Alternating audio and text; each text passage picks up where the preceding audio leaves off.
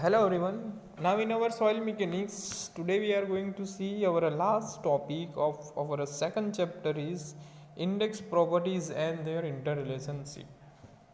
So now before we going to see our next topic, last topic of example, so एक बार हम फिर से देख लेंगे कि highlight of our second chapter. So our second chapter is index properties and their interrelationships. So why we study about our second chapter index properties and interrelationships? So we know that we have a three-phase diagram of the soil. So they have solid particles, water and air. બરાબર છે કે માટીમાં મુખ્ય ત્રણ ઘટકો હોય છે, કયા કયા? સોલિડ પાર્ટિકલ, વોટર અને એર. બરાબર છે. તો માટીના જથ્થામાં ત્રણ ઘટકો ઘનકણો સૌથી વધુ જગ્યા રોકે આપણને ખબર છે. ઘનકણો વચ્ચેના ભાગને આપણે રિક્તતા કહે છે, જેમાં હવા અથવા તો પાણી અથવા તો હવા અને પાણી બંને હોય છે. જ્યારે માટી અંશતઃ ભીની અને અંશતઃ સૂકી હોય ત્યારે માટીના ઘનકણોની આજુબાજુના રિક્ત સ્થાનોમાં હવા અને પાણી બંને આવેલા હોય છે. એટલે કે નમૂનામાં પાણીના ત્રણેય ઘટકો જેવા કે ઘનકણો, પાણી અને હવા હાજર હોય છે. જ્યારે માટી સંપૂર્ણ સૂકી હોય ત્યારે ઘનકણો વચ્ચેના રિક્ત સ્થાનોમાં માત્ર હવા જ હોય છે. એટલે કે એ નમૂનામાં માટીના બે જ ઘટકો, ઘનકણો અને હવા હાજર હોય છે. જ્યારે માટી સંતૃપ્ત હોય ત્યારે ઘનકણો વચ્ચે રિક્ત સ્થાનો પાણીથી સંપૂર્ણપણે ભરાયેલા હોય છે. એવા માટીના નમૂનામાં હવા હોતી નથી. એટલે કે એ નમૂનામાં માટીના બે જ ઘટકો, ઘનકણો અને પાણી હાજર હોય છે. ત્યારબાદ જોયું હતું ફેઝ ડાયાગ્રામ દોરવા માટેની ધારણાઓ. તો કઈ કઈ છે કે બધા જ કણો સમાન કદના તેમજ સમાન ઘનતાવાળા છે. માટી સંપૂર્ણ સૂકી નથી તેમજ સંતૃપ્ત પણ નથી, પરંતુ તે અંશતઃ સૂકી અને અંશતઃ ભીની છે. માટીના નમૂનામાં બધી જગ્યાએ ભેજની માત્રા એક સરખી છે. બરાબર. રહેલી હવાને વજન. બરાબર. Phase diagram of soil. તો માટી કુદરતી અવસ્થામાં ત્રણ સ્વરૂપે મળે છે: અંશતઃ ભીની, અંશતઃ સૂકી માટી, સંપૂર્ણ સૂકી માટી અને સંપૂર્ણ ભીની માટી. ત્યારબાદ જોયું હતું થ્રી ફેઝ ડાયાગ્રામ. બરાબર છે. ટુ ફેઝ ડાયાગ્રામ જોયા હતા. ફંડામેન્ટલ ડેફિનેશન: ભેજ માત્રા, સ્થૂળ ઘનતા, શુષ્ક ઘનતા, સંતૃપ્ત ઘનતા, નિમગ્ન ઘનતા, ઘનકણોની ઘનતા, વિશિષ્ટ ઘનતા. બરાબર. રિક્તતા ગુણોત્તર, છિદ્રાળુતા, તૃપ્તતા પ્રમાણ, હવા પ્રમાણ, ટકાવારી, સાપેક્ષ ઘનતા. બરાબર. ત્યારબાદ ઇન્ટર રિલેશનશિપ જોયા હતા. E equal two n/1 - n અથવા તો n equal to E/1 + E, E equal two Wg/SR,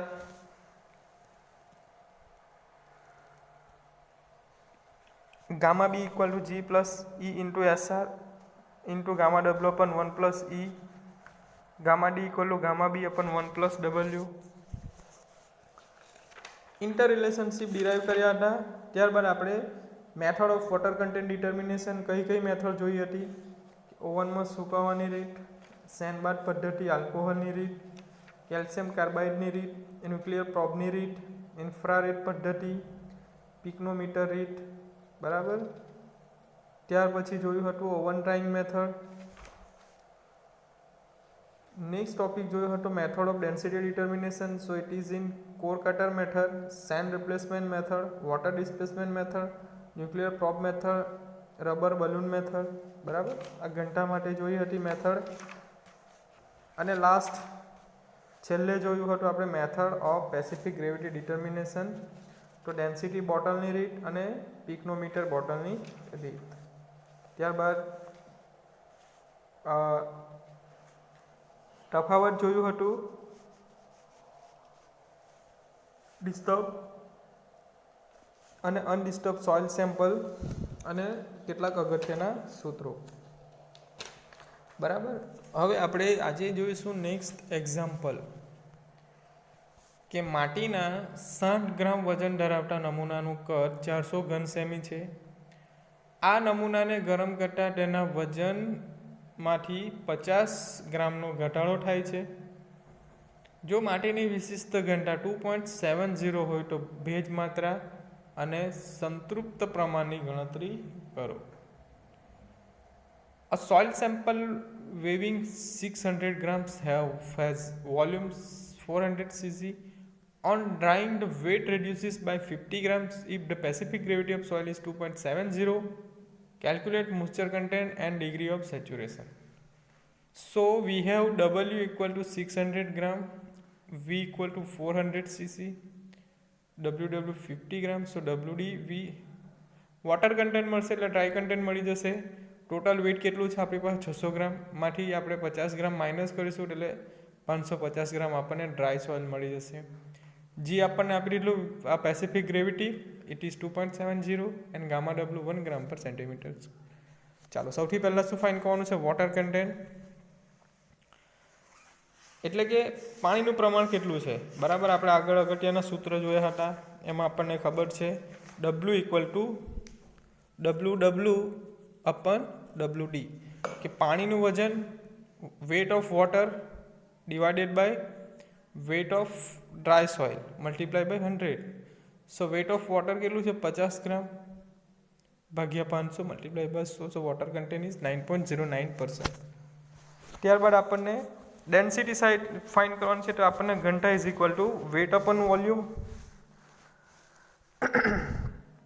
તો 600 ભાગ્યા 400 એટલે 1.5 ગ્રામ પર સેન્ટીમીટર સ્ક્વેર. બલ્ક ડેન્સિટી મળી એટલે ડાયરેક્ટલી આપણને ડ્રાય ડેન્સિટી મળી છે gamma D equal to gamma B upon 1 plus W. So 1.5 upon 1 plus 0.0909. So it is 1.375 gram પર સેન્ટીમીટર ક્યુબ. બીજી રીતે પણ મળશે આપણને gamma D equal to G gamma W upon 1 plus E, but આપણે void ratio find કરવાનો છે ઈ.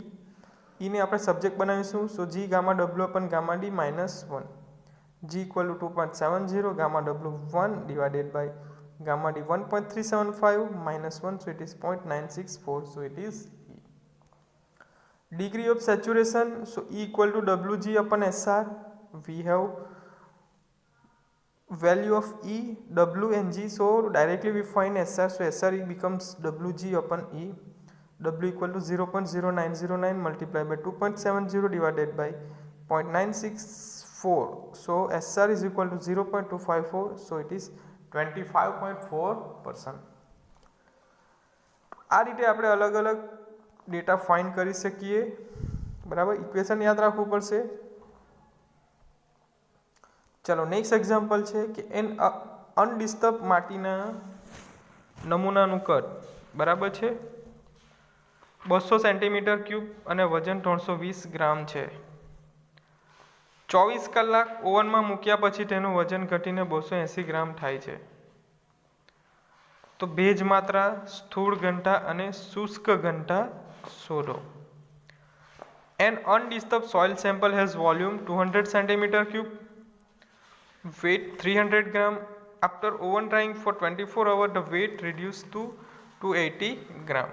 ठीक है, चलो આપણને કેવી સોઇલ આપી છે? અનડિસ્ટર્બ સોઇલ. અનડિસ્ટર્બ સોઇલ કોને કહેવામાં આવે છે? કે માટીનો એવો નમૂનો કે જેમાં સોઇલ સ્ટ્રક્ચર અને જળમાત્રા જળવાયેલા હોય. બરાબર છે, તો એવા સેમ્પલમાં આપણને આપ્યું છે માટીના નમૂનાનું કદ એટલે કે વી વોલ્યુમ 200 સેન્ટીમીટર ક્યુબ, વજન વેઇટ આપી દીધું છે 320 ગ્રામ. 24 કલાક ઓવનમાં મૂક્યા પછી તેનું વજન ઘટીને 280 ગ્રામ થાય છે. એટલે સોઇલ કેવી રીતે ડ્રાય છે તો WD ઇક્વલ ટુ 280 ગ્રામ. બરાબર છે, સોઇલ ભીની હતી તેને ડ્રાય કરી 320 માંથી 280 માઇનસ કરીશું એટલે 40 ગ્રામ વોટર મળી જશે. એના પરથી આપણે ફાઇન્ડ આઉટ કરવાનું છે વોટર કન્ટેન્ટ, ડેન્સિટી અને dry density. Very easy example આગળ જોઈ ગયા એ રીતે જ. Water content W equal to weight of water and weight of dry soil multiply by 100. પાણી કેટલું છે 40 ગ્રામ, ડ્રાય કેટલા છે 280 ગ્રામ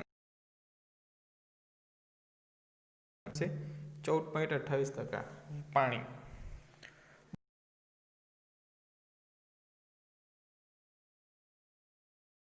ઘંટા મળે તો ગામા બી ઇક્વલ ટુ 320 ભાગ્યા 200 સો 1.60 ગ્રામ પર centimetre cube. Next dry density તો gamma D equal to weight of dry soil ભાગ્યા વી, અથવા તો બીજી રીતે પણ ફાઇન્ડ કરી શકાય. Dry density equal to bulk density upon 1 plus W. Simply આપણને મળશે 1.40 ગ્રામ પર સેન્ટીમીટર ક્યુબ. એકદમ ઇઝી એક્ઝામ્પલ છે, બરાબર, સોલ્વ કરી શકો છો કોઈ બી રીતે. ચલો નેક્સ્ટ છે સિલ્ટવાળી એક ચીકણી માટીના નમૂનાની સ્થૂળ ઘનતા 18 કિલોન્યુટન પર મીટર ક્યુબ. પાણી સંગ્રહતા 20% છે. માટીની વિશિષ્ટ ઘનતા 2.7 હોય તો ગણતરી કરો કે રિક્તતાનો ગુણોત્તર, સંતૃપ્તતા ટકાવારી, સંતૃપ્ત ઘનતા, હવાના કણોના ટકા, બરાબર છે, કે for silty clay sample. Bulk density is 18 kilonewton per meter cube and water content is 2% with specific gravity 2.70. Calculate void ratio, degree of saturation, saturated density, submerged density and percentage air voids. So we have value of gamma B, W and G. Gamma B is equal to 18 kilonewton meter cube, W 20%, so it is 0.20, G equal to 2.70. So void ratio find करना है. So we have equation gamma D equal to G gamma W upon 1 plus E. So 1 plus E is equal to G into gamma W upon gamma D. So E becomes G into gamma W upon gamma D minus 1. So put all the value. G equal to 2.70. Gamma W is equal to 10 divided by gamma D equal to 15 minus 1. So it is E equal to 0.80. Same way, dry density is equal to bulk density upon 1 plus W. So we have value of gamma B is equal to 18 divided by 1 plus water content is 0.20.